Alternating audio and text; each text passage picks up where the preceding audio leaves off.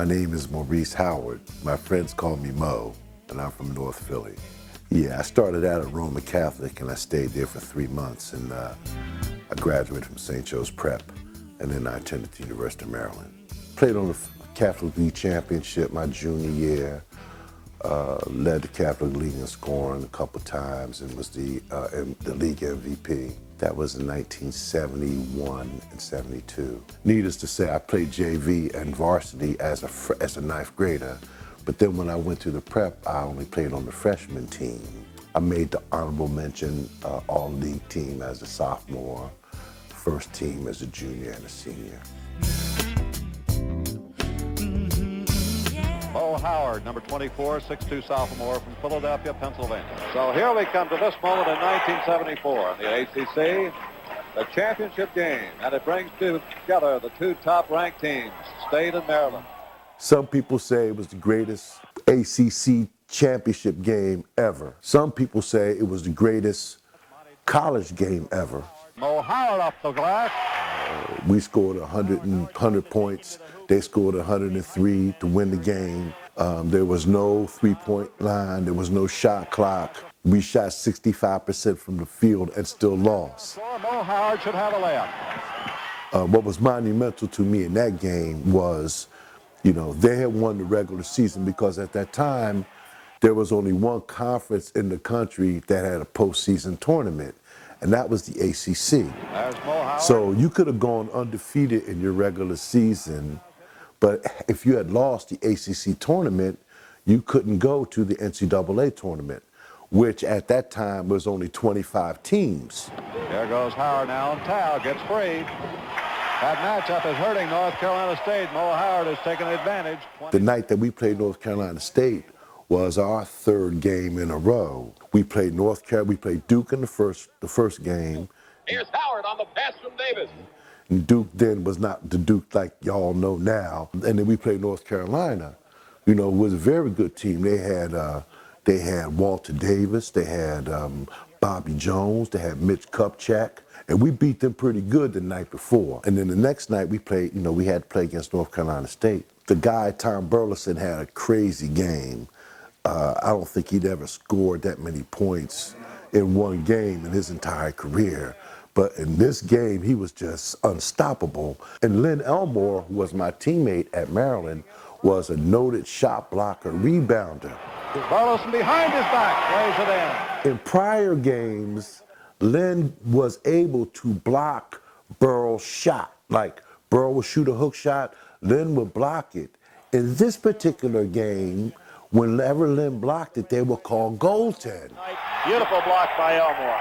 And they're calling goaltending. Nobody can tell me anything about David Thompson in college. He had his best games against us. I played in a game where he had 9 points in the first half and 34 in the second, and we had 6 different guys try to guard him.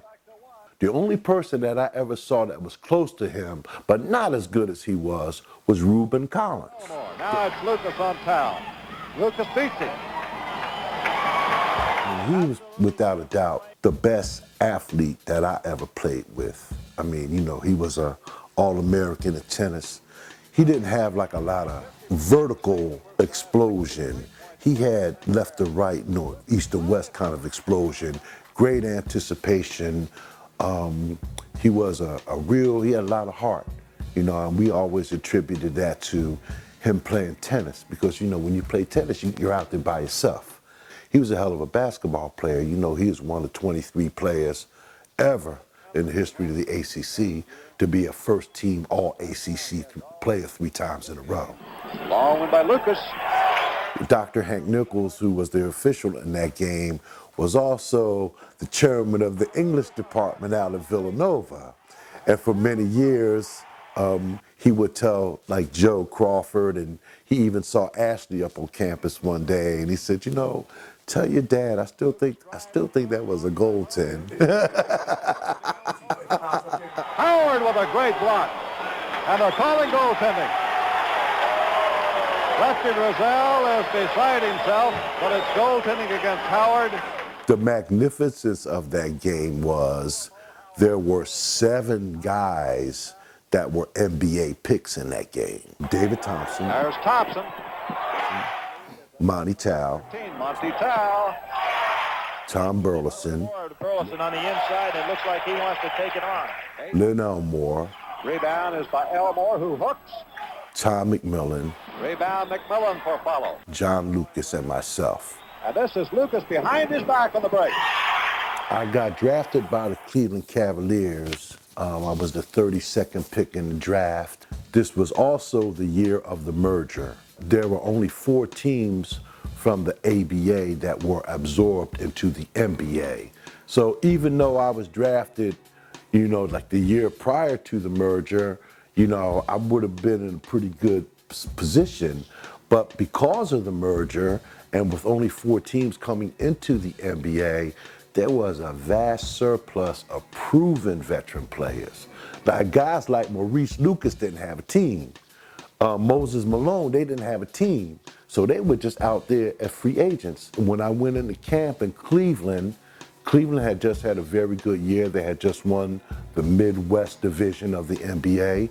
And unbeknownst to me, of the 12 players that they had, 11 of them were already under contract. So when I go to camp, I'm doing everything I can, to make the team.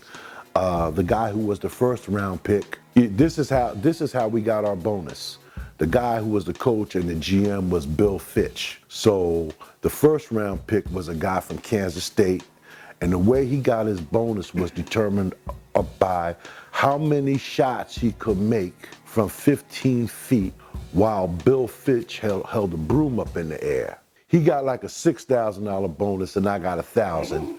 So I guess they figured, they had made a greater investment in him than they did me. So when it was time to pay you for the entire year, they cut me. And then a couple of weeks later, I got a call from the Jazz organization. Last night it was the third quarter. It was so bad. Bo Howard puts one in. Nobody is missing at that end of the floor. Mr. Presmarovich was the general manager. That's Pete's dad. And Mr. Maravich was the coach at Appalachian State. And my senior year, we had played them. I had a really good game. And when I was taken out of the game, I went over and I shook Mr. Maravich's hand. So when they had a spot open, he told me, that impressed me that you did that. So I want you to, to come on and see. Now, we lost more games in New Orleans in a month than I did my entire college career. Okay?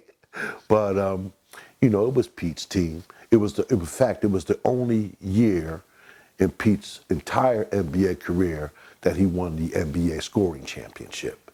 He had gone to school at LSU, and the only reason they really fielded the team in New Orleans was because Pete was the draw. So, we knew what was going on. I mean, oftentimes, Elgin would call a timeout, and we'd have our little huddle, and then, as we're walking on to the court, Pete would say, "Yeah, you guys get over here." And he'd tell you exactly what the game plan was. Pass the ball to me. 2 minutes left in the quarter as Howard shoots and scores. They traded to the Atlanta Hawks. They traded for a guy named Truck Robinson. Truck came to New Orleans, and Ron B. Hagan and myself were sent to Atlanta in compensation for Truck Robinson coming to New Orleans. So we get to Atlanta, and Hubie Brown is the coach. So, interesting story about Hubie Brown. Hubie Brown used to be an assistant coach at Duke. When I was in high school, Hubie came to St. Joe's Prep where I went to high school, and I guess Hubie must have been on the road for a few days. So when he showed up, he looked like Columbo, man. He did a wrinkled raincoat and this and that and the other. So my coach says, there's a guy from Duke out there that wants to talk to you. So I stick my head out the gym and I look at the guy and I go, I don't want to go anywhere with him. So when I get to Atlanta, he remembers that. So I'm down there, I think there's one spot open, and Charlie, Chris, and I are fighting for it. Now, Charlie and I play together on the Baker League team. So I get down there, and me and Charlie going at it. So I played good. I played like all the exhibition season, And we're flying from Hollywood, Florida to Denver. And then when we get to Denver, Hubie was notorious for pulling out a list of guys that were available. And he'd say, you know, at this position, these guys are available. And at this position, these guys are available. So he cut 3 of us. And each guy, he told him why he cut him. He's like, you know, well, Tone, you know, I cut you, man, but he wasn't giving maximum effort. And he would say, well, Joe, and, you know, I mean, I think you got a chance to be a good player, man. Maybe you need to go, you know, play in the Eastern League and then come try again next year.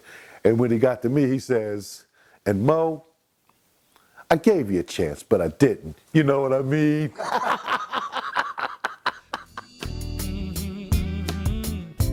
I'm a child of the Baker League. I grew up, you know, before they made Bright Hope their home. They used to play around all over the city, different recreation facilities all over the city, man. So my dad, you know, who knew I loved basketball the way that I did, he would look at the newspaper and he would say, you know, they're going to play, the Baker League is playing at A in Champlain, or the Baker League is playing at Belfield tonight. And so we would go to those games. I played on the championship team. I got a playoff MVP, and I coached a championship team in the Baker League. The MVP that year, I believe, was Andre McCarter. We had 4 guys from that team that went to the NBA. Maurice Lucas, Andre, Joe Bryant, and myself. Mo Howard for the right side. I won a championship in the Sunny Hill League, too. And I was also I was the youngest player to play in the Sunny Hill League. I was in the 9th grade. I went to try out for the team in North Philly, where I was from, and they wouldn't even let me in the layup line. Like Mr. Janey was like, get out the line. You little guy, no, man, come back next year. And so Fred Douglas, who was was the assistant coach of St. Joe's Prep, he sent me down to South Philly. And, you know, that's where I met T and Claude. And they kept me. For some reason, they kept me. Mo Howard with Rivers. But no, I exposed my sons to something that I loved early. They fell in love with it right away. Because my daughter played basketball as well. My daughter averaged a double-double her senior year. 12 points, 12 rebounds. You know, I mean, Ashley's story is quite different from Kai's, and Kai's is different from Ashley's.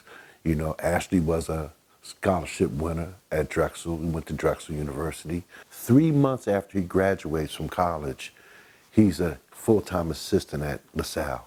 He stays there for 5 years. He goes back to Drexel with Brew, where they have probably the best teams that they've had in the history of Drexel University.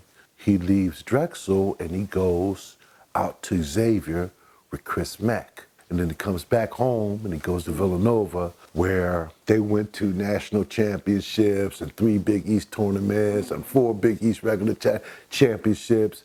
And, you know, ends up, you know, the head coach at LaSalle. My name is Maurice Howard. My friends call me Mo, and I'm from North Philly.